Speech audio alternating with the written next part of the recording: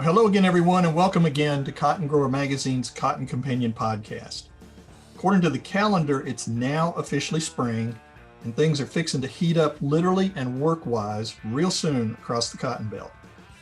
I'm Jim Stedman, Senior Editor of Cotton Grower, and as always, I'm joined by Cotton Grower Editor Frank Giles.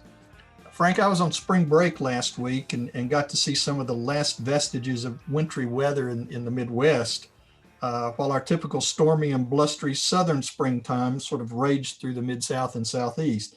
I understand you even had to put up with a cold snap there in Central Florida. Yes, it was chilly over the weekend. It was cold, cloudy, a little bit of rain. I was texting one of my coworkers up in Ohio on Sunday, and Orlando, Florida was actually colder than Cleveland that particular time of day. So that's a rare occasion that happens. One other thing I wanted to bring out, we're recording this today on National Ag Day. So just shout out to all our cotton grower friends and all the other farmers here in America. Absolutely. Definitely. Well, with that in mind, as we're seeing, all things are moving pretty quickly toward planting this 2021 crop. And while that's moving quickly, so are things in Washington, D.C. We've got a new administration. We've got some new ag leadership already working to put agendas and programs in place. And today, to help us sort out the who's who and the what's what, 2 months in, Reece Langley, who's Vice President of Washington Operations for the National Cotton Council, is joining us again today in our virtual studio to kind of get us up to speed on some of the changes and on some of the policy items impacting cotton. We hope you'll stay with us for that discussion in this, the 92nd episode of the Cotton Companion podcast. But first, a quick look at some recent news from around the Cotton Belt.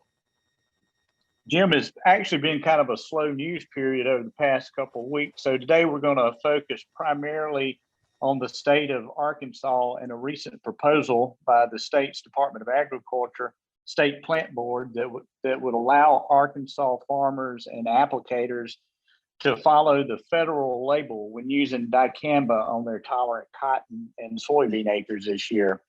The cutoff date for dicamba applications in Arkansas is May 25th, and that date will remain in effect until the new rule has been received and has received the final approval.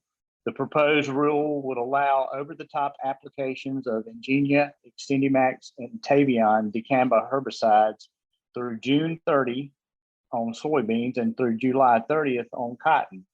The proposed rule will also require volatility-reducing agents to be tank mixed with dicamba and will require a downwind buffer of 240 feet. Those dates and restrictions are part of the new federal label for dicamba products. Following a 30-day public comment, the board will review any comments and determine if any changes should be adopted. The rule will then go to the Arkansas Legislative Council Administrative Rules Subcommittee with additional review and approval by the full Arkansas Legislative Council before becoming effective. A copy of the proposed rule can be found on the Arkansas Department of Agriculture's website. And now it's time to open up the virtual studio to today's guest and our good friend, Reece Langley, who's Vice President of Washington Operations for the National Cotton Council, for an update on what's happening in Washington and how it impacts the cotton industry. Reece, welcome back to the Cotton Companion. Good afternoon. Thank you for the opportunity to be here. Always glad to have you. I think the last time we visited, we were 1 week after the November election. And at that time, we discussed possibilities for Agriculture Secretary and kind of some rough ideas on who was going to be in the Senate and House Ag committees. And now as we're recording this, we are 63 days into the Biden administration. So how's the mood in Washington now compared to when we visited post-election? Well, certainly there have been a lot of adjustments post-election. And of course, when we last spoke, we still did not know the outcome of the two Senate runoff elections in Georgia. And right. So obviously that was a pivotal election as well and determined control of the U.S. Senate. And so that has resulted in some significant shifts now. And with Democrats in control of both the House and Senate, and obviously the administration, that's created a shift in the focus of some policies and what we see being pursued both on the legislative and regulatory front. And, we're working as an industry to try to get to know a lot of new members and staff and develop those relationships both on Capitol Hill and within the various departments of this administration. Okay. Well, let's talk a little bit about some of these changes and everything. We now officially have a new, or maybe we should say a new old Secretary of Agriculture. We have a new head of EPA. We have a new U.S. Trade Representative. What can you tell us about each of them? Are there any preliminary indications about some of their priorities, especially as it may relate to cotton? Sure. Well, with Secretary Vilsack, we were very pleased to see him return to that position at USDA. Obviously, we have a long track record of working with him in his previous 8-year tenure. And as you know, he was very instrumental toward the end of that term in developing some ways to administratively help provide short-term relief for the U.S. cotton industry when it was badly needed. And so we're excited for the opportunity to work with him and the team that he puts together again. Obviously, he will not really have a learning curve, having been there for the previous 8 years, and believe he has a very good understanding of commercial production agriculture and family farms throughout the U.S., different crops in different regions. So we're excited about that. And obviously his focus is largely fitting in with the broader focus of this administration to look at how to address things like climate change and infrastructure development, those areas. Now at EPA, the new leader there, Michael Regan from North Carolina, not someone that we have worked with before at the national level, but we've heard very positive feedback from the ag industry across North Carolina that had the opportunity to work with him in his capacity at the state level. And there's already been outreach from his office to various agricultural stakeholders to start building those relationships. And again, so we're optimistic about that and how we can work with him and EPA moving forward. And then at the U.S. Trade Representative's office, Ms. Catherine Tai, who was recently confirmed to that position. Of course, she had been at USTR previously, focused on China trade enforcement issues, and then most recently working on the House Ways and Means Committee and very instrumental in negotiating the U.S.-Mexico-Canada agreement. And so obviously she is very equipped to deal with trade policy issues and negotiations, and the fact that she has that history in dealing with issues regarding China, we think that will serve her very well, and someone that got broad bipartisan praise as she moved through the confirmation process. So again, I think she'll be a great leader at USTR for us and others in the ag community to work with. And of course, we're waiting to see who will be put in the position of the ag negotiator at USTR, which is also a very critical position. Right. Well, it seems like finally now we have particularly with the Georgia elections finally settled, we do have the Senate and House Ag committees finalized. Who's making up the leadership of each committee? Who's new to this committee? And does Cotton still have some good friends? We do. We are very fortunate in the cotton industry with the new leadership and the membership of both the Senate and House Agriculture committees that we are very well represented on both sides of the aisle and really across the various regions of the Cotton Belt. Starting with the Senate Ag Committee, of course, Ms. Stabenow is now the chairwoman, and she's had that position in the past on the Ag Committee. And then the new ranking member, Senator Bozeman from Arkansas, obviously a significant cotton producing state and a great friend and champion for the U.S. cotton industry. And so a really good leadership team there. And then if we look at the membership, so on the Democratic side of the aisle, two of the new senators, Senator Warnock from Georgia and Senator Lujan from New Mexico, are on that committee. And that's significant because this is the first Congress in several years where we have had a Cotton Belt senator on the Democratic side of that committee. So we're very thankful for that, that they're going to be, we think, good allies for us to work with. And then on the Republican side of the committee, we have 4 senators from the Cotton Belt, 2, I mentioned Bozeman, and then Senator Hyde Smith from Mississippi, and then two of the new senators, Senator Tuberville from Alabama and Senator Marshall from Kansas. And so really good representation there.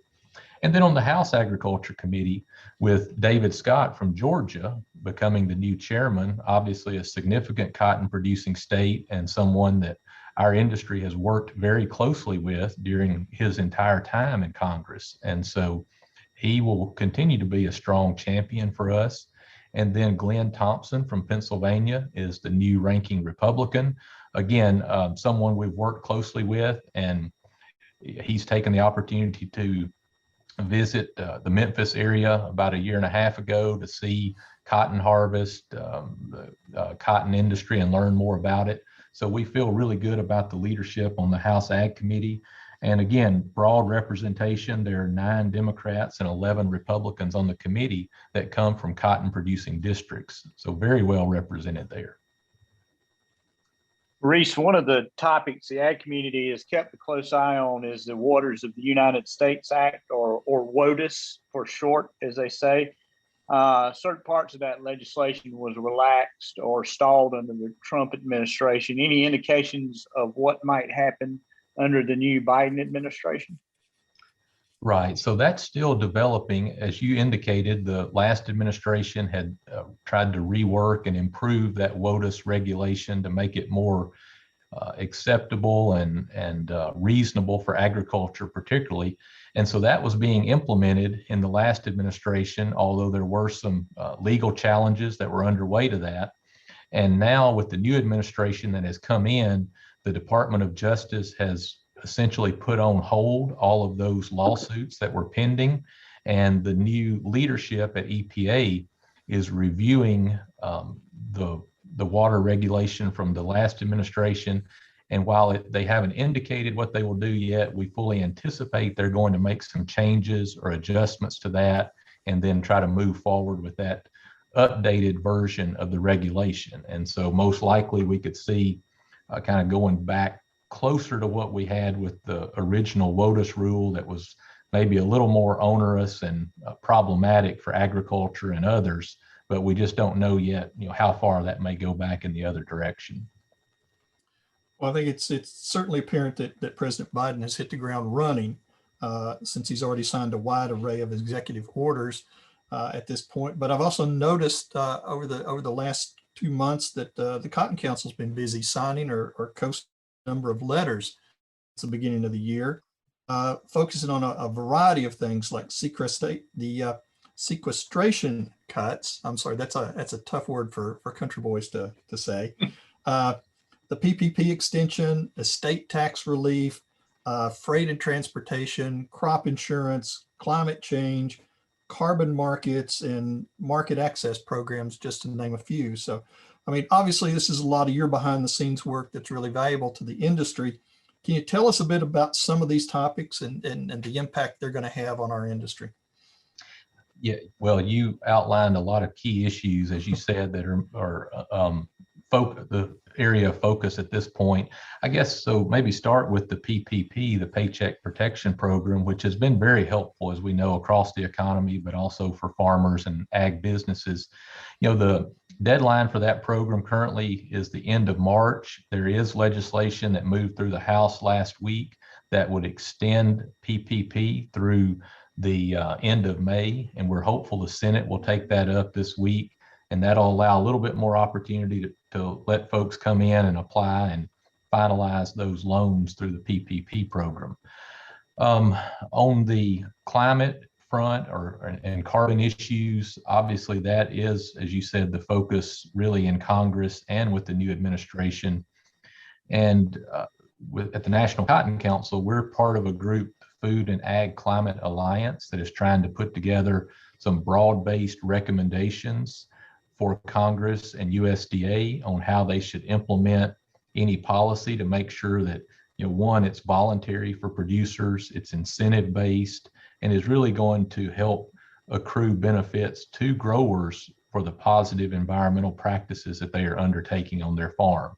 And so we want to make sure, and anything that Congress puts together this year and going forward adheres to those principles and is something that can be beneficial to agriculture and producers directly. And we think that's something that Congress is going to look to do as we move through the summer and early fall, is maybe a large infrastructure and clean energy package that would include a number of these climate policies that would apply to agriculture. So we're going to have to see how that plays out, but we'll be spending a lot of time in the coming weeks and months trying to educate members of Congress and staff on how we would like to see any climate policy implemented. And then, you mentioned freight issues. Obviously, a lot of challenges right now across agriculture when it comes to shipping, given shortages with containers and the huge demand for those. So that's creating some backlogs and congestion in the various ports. And so we're trying to see what can be done with Congress weighing in with various agencies that regulate that sector. And then, the other thing is watching USDA to see how quickly they're going to move forward now and hopefully start carrying out some of the COVID relief provisions that are still pending. These are things that were approved in the package in December and then more recently a few weeks ago. And so, as you know, there's a $20 per acre CFAP payment that needs to be announced and implemented. There's also support for U.S. textile mills that were part of that package, and then some other provisions that we hope that are targeted toward ag supply chain issues. And we hope some of that maybe could help our merchandising segment that is dealing with some of these supply chain challenges. So those are all things that are coming down the road, hopefully very soon from USDA. Well, as usual, it sounds like you've got a full plate of things to worry about and keep an eye on and sort of take care of it. And with that, we probably need to call time on this discussion and let you get back to some of that busy agenda that you have. Thanks again for coming back to visit with us again so soon, Reece. As always, we appreciate your time and your input on foreign policy matters and everything that's going on in Washington. And we'll certainly be dialing you up again to give us some updates maybe further into the year. Great. Thank you so much. Good to talk with you. Thanks, Reece. Thank you. And that's it for this episode of the Cotton Companion podcast. As always, thank you, dear listeners, for joining us. And if you like what you hear on the Cotton Companion, please be sure to spread the word and tell your farmer friends about this podcast. Here's how they can find us. You can find the Cotton Companion in 3 easy ways. First, go to cottongrower.com/companion, or simply click the podcast tab at the top of the homepage.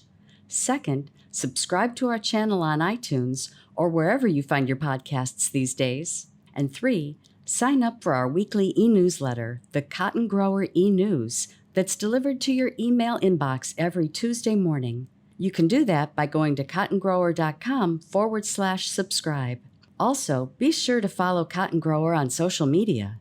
We are at Cotton Grower Mag on Twitter, and on Facebook, you'll find us by searching for Cotton Grower Magazine.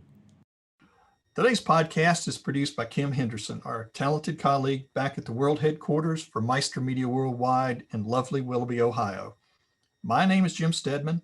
His name's Frank Giles, and we'll be back with you in 2 weeks with another episode of the Cotton Companion. Until then, get those planters ready to roll and stay safe. God made me a farmer. Yeah, he works and he works and he works and he works all day. God made a farmer.